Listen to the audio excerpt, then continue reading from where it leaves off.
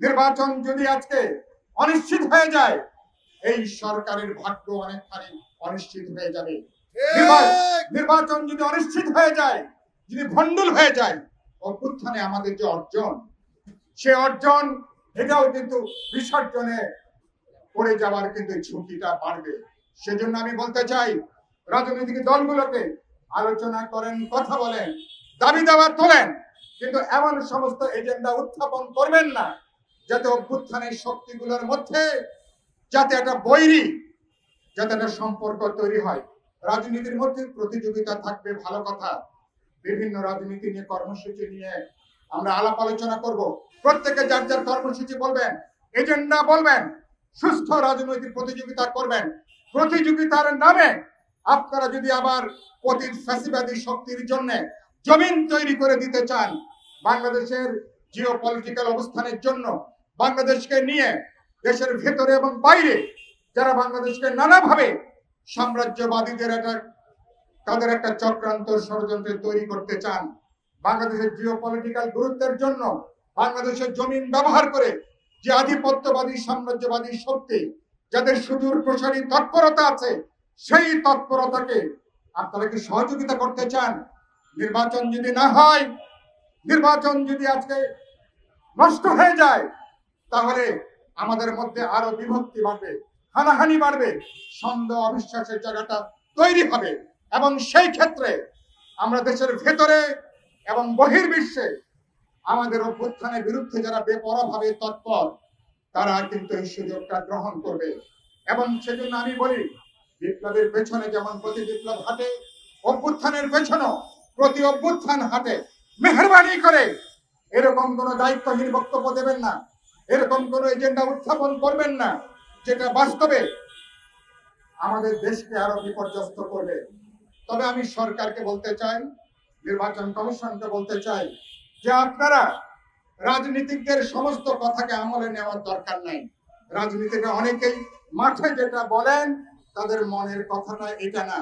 কোনটা রাজনীতির জন্য বলেন, কোনটা স্ট্যান্ডবাজির জন্য বলেন, কোনটা দর কষাকষির জন্য বলেন, কোনটা নির্বাচনী সমীকরণের জন্য বলেন, এগুলো নানা বিবেচনা কাজ করে। সুতরাং সরকার এবং নির্বাচন কমিশন আপনারা সিরাতুল মুস্তাকিমে হাঁটবেন, সোজা রাস্তায় হাঁটবেন। আপনাদের একটাই ম্যান্ডেট, বিচার সংস্কারের পরে দেশে জাতীয় নির্বাচন করবেন। জাতীয় নির্বাচনের মধ্য দিয়ে নির্বাচিত জনপ্রতিনিধিদের হাতে ক্ষমতা হস্তান্তর করবেন।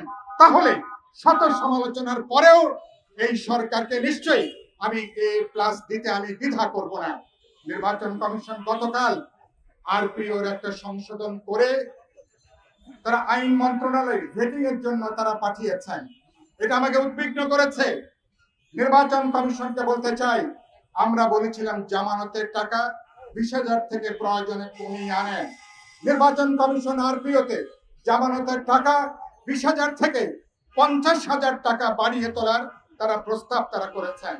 এটা একটা জনবিরোধী একটা প্রস্তাব। মেহরবানি করে এই প্রস্তাব প্রত্যাহার করবেন।